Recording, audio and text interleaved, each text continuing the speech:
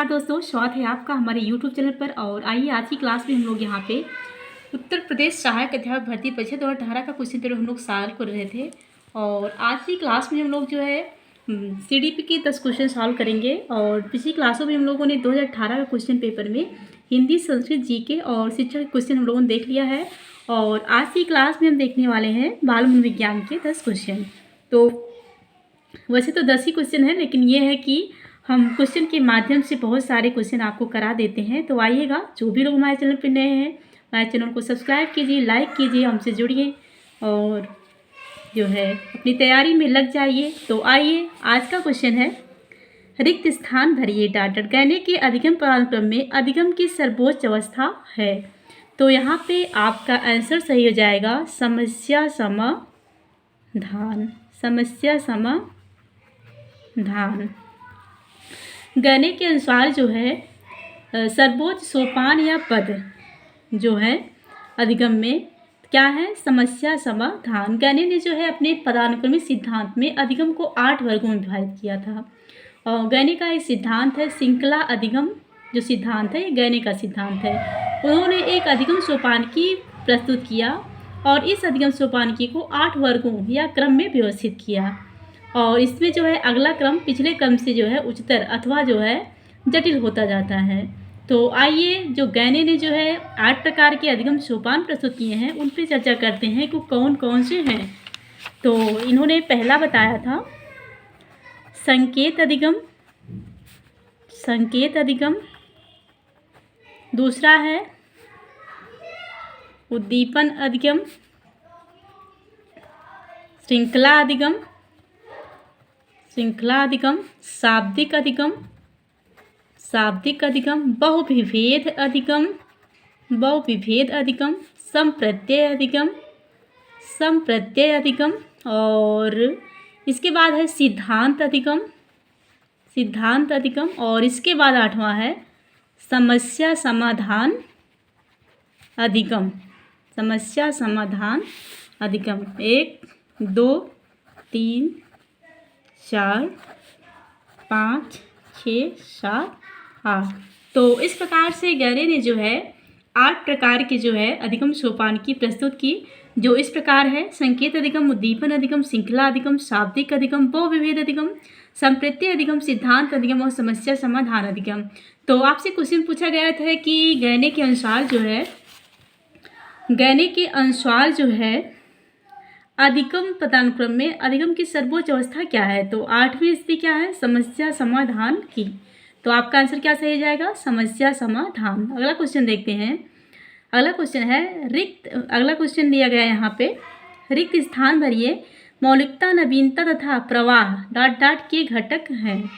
तो यहाँ पे आपका आंसर सही जाएगा मौलिकता, नवीनता, प्रवाह आदि जो है किसके घटक हैं, सृजनात्मकता के। किसके घटक हैं, सृजनात्मकता के। सृजनात्मकता के ये जो है सृजनात्मकता के घटक हैं। और सृजनात्मकता क्या है, सृजनात्मकता जो है वह प्रक्रिया है जिसके द्वारा कुछ नया निर्मित होता है, जैसे कि विचार वस्तु के द्वारा कुछ तत्वों को नवीन तरीकों से व्यवस्थित किया जाता है और नवीन सृजन किसी समस्या का समाधान प्रस्तुत करता है। यह क्या है, सृजनात्मकता है। अगला क्वेश्चन देखते हैं। अगला क्वेश्चन यहाँ पे दिया गया है, रिक्त स्थान भरिए प्रतिभाशाली बालकों के शिक्षण में मानसिक उद्वेलन तकनीक डॉट डॉट चिंतन के महत्व पर बल देता है। तो प्रतिभाशाली बालकों के शिक्षण में मानसिक उद्वेलन तकनीक सृजनात्मक चिंतन के महत्व पर उद्वेलन पर बल देता है। आपका यहाँ पे जो भरने का क्या हो जाएगा, सृजनात्मक चिंतन। चिंतन दिया ही गया है, सृजनात्मक चिंतन के महत्व पर बल देता है। कि प्रतिभाशाली बालकों के शिक्षण में मानसिक उद्वेलन तकनीक सृजनात्मक शिक्षण के चिंतन के महत्व उद्वेलन पर बल देता है। मानसिक उद्वेलन है कि वह तकनीक है जो एक प्रकार से ऐसी जो है सृजनात्मकता को बढ़ावा देती है। अगला क्वेश्चन यहाँ पे पूछा गया है, रिक्त स्थान भरिए कोलवर का सिद्धांत एक बालक के डॉट डॉट विकास की व्याख्या करता है। तो जो कोलवर का सिद्धांत है, इन्होंने जो है नैतिक विकास का सिद्धांत दिया और कोलवर के सिद्धांत एक बालक के नैतिक विकास की व्याख्या करता है।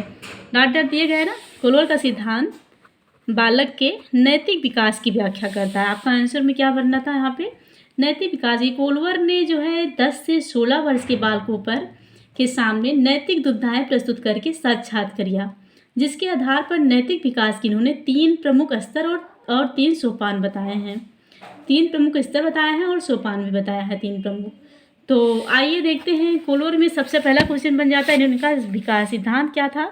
तो नैतिक विकास का सिद्धांत, नैतिक विकास का सिद्धांत, ये सिद्धांत था कोलवर का नैतिक विकास का सिद्धांत। इन्होंने प्रयोग किस पर किया, तो 10 से लेकर 16 वर्ष तक के बालकों पर प्रयोग किया और इन्होंने जो स्तर बताए हैं, स्तर और इनका सोपान देखिएगा।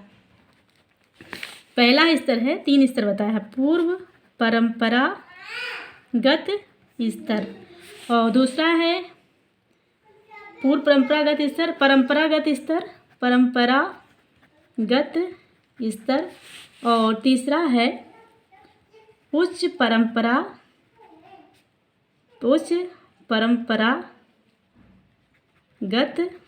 स्तर।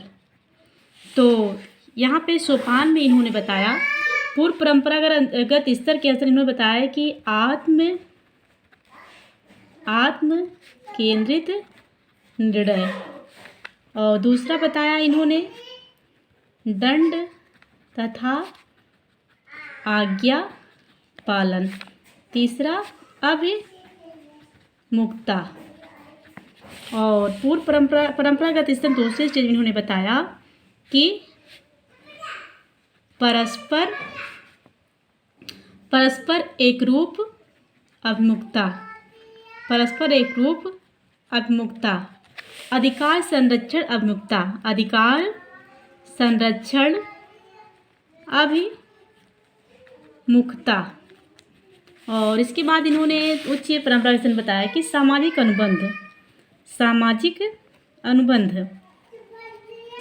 अनुबंध विधि सम्मत अभिमुखता,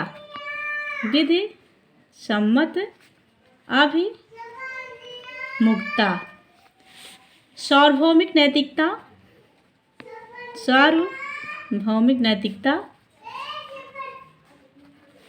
सिद्धांत अभिमुखता। ये हैं कोलवर के द्वारा दिए गए प्रमुख सिद्धांत और स्तर। पहला स्तर पूर्व परंपरागत, दूसरा क्या है परंपरागत, तीसरा क्या है उच्च परंपरागत स्तर। और पहले उन्होंने बताया कि आत्म केंद्रित निर्णय, दंड तथा आज्ञा पालन अभिमुखता, और यांत्रिक सापेक्षिक अभिमुखता भी इसी के अंतर्गत शामिल है। यहाँ पे आपका रहेगा दंड तथा आज्ञा पालन अभिमुखता, और तीसरा इन्होंने बताया कि यांत्रिक, इसी में तीसरा है यांत्रिक सापेक्षिक अभिमुखता, ये बताया। ये कोलवर के द्वारा दिया गया था, जो हमने आपको बता दिया। और आइए अगला क्वेश्चन देखते हैं। अगला क्वेश्चन क्या पूछा गया था, एक शिशु जन्म के समय प्रथम 15 माह में भाषा विकास की किस अवस्था में होता है। तो यहाँ पे आपका आंसर हो जाएगा, एक शिशु जन्म के पश्चात 15 माह में भाषा विकास की जो है पूर्ववाक अवस्था में होता है। पूर्ववाक अवस्था, प्री स्टेज, ये है पूर्ववाक अवस्था। और अगला क्वेश्चन है, अपकृत अधिगम किससे संबंधित है। अपकृत अधिगम किससे, अधिगम सिद्धांत से संबंधित है, या किसका है अपकृत अधिगम, स्किनर का, ये समझता है। तो जो है इसके पहले एक क्वेश्चन दिया है, सीखने के प्रयास और त्रुटि सिद्धांत का प्रतिपादन। ये तो बहुत ही आसान क्वेश्चन है। ये जो है सीखने के प्रयास और त्रुटि सिद्धांत का जो प्रतिपादन है अमेरिकी मनोवैज्ञानिक, किसने, थॉर्नडाइक ने जो है दिया। इन्होंने जो है 1913 में जो है यह सिद्धांत दिया। थॉर्नडाइक ने अपना प्रयोग बिल्ली पर किया था, जिसके आधार पर सीखने के 3 मुख्य नियम, तत्परता का नियम, अभ्यास का नियम, प्रभाव का इन्होंने बताया, और सीखने के 5 गौण नियम भी इन्होंने बताए। प्रयास एवं त्रुटि के जो सिद्धांत है, इसे जो है यश और बॉन्ड के नाम से भी जाना जाता है। तो यहाँ पे जो क्वेश्चन पूछा गया था कि सीखने के प्रयास एवं त्रुटि सिद्धांत का प्रयोग किसने किया है, थॉर्नडाइक ने। और अगला क्वेश्चन है, जैसे कि हमने पहले ही पढ़ दिया था, अपकृत अधिगम किससे अधिगम सिद्धांत संबंधित है, तो स्किनर के। अपकृत जो अधिगम जो है सिद्धांत जो है B.F. स्किनर के क्रिया प्रसूत अनुबंधन सिद्धांत से संबंधित है। किस सिद्धांत पर आधारित है, तो स्किनर के क्रिया प्रसूत अनुबंधन क्रिया प्रसूत अनुबंधन सिद्धांत पर यह जो है आधारित है। और यह एक ऐसी विधि है जिसमें अधिगमकर्ता सक्रिय रहता है और तत्काल प्रतिपुष्टि प्राप्त करता है तथा अपनी गति से सीखते हुए आगे बढ़ता है। आइए अगला क्वेश्चन देखते हैं।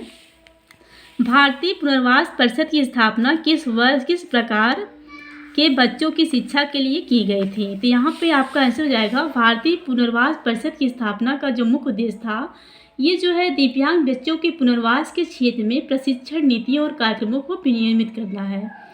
दिव्यांग बच्चों के जो है पुनर्वास के क्षेत्र में प्रशिक्षण नीतियों और कार्यक्रमों को विनियमित करना है। अगला क्वेश्चन है, बुद्धिलब्धि आईक्यू के आधार पर मंदबुद्धिता के स्तर का सही क्रम क्या है?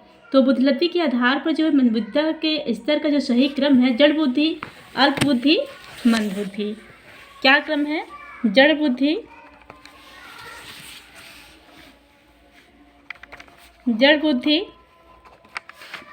और अल्प बुद्धि, अल्प बुद्धि, इसके बाद जो है मंद बुद्धि। अगर इसकी हम बात डिटेल में करें तो टर्मन ने जो है, किसने? टर्मन ने जो है 1916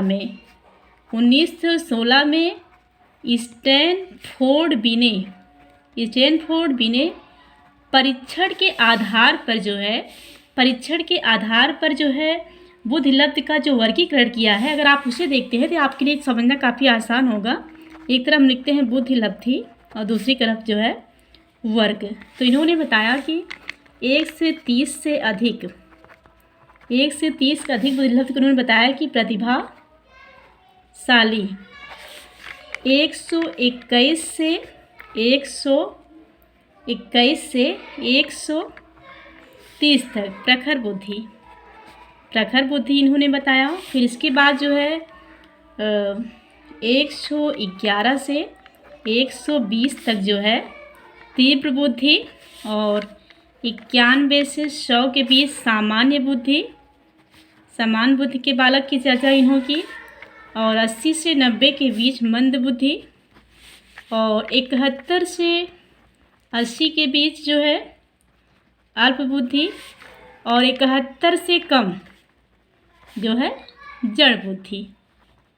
ये टर्मन ने बताया बुद्धिलब्धि को, जो इन्होंने इस तरह डिवाइड किया है। जो भी लोग हमारे चैनल पे नए हैं या पुराने जैसे जो भी हैं या पढ़ रहे हैं, तो आप यहाँ से जो भी हम क्वेश्चन पेपर करा रहे हैं, आप यहाँ से भी जो है जब भी आप पढ़िए तो हमेशा एक पेन और रफ ज़रूर लेके बढ़िएगा, क्योंकि हम कुछ न कुछ आपको यहाँ पे नया भी मिलता है। जैसे आप इस चीज़ को नोट कर सकते हैं।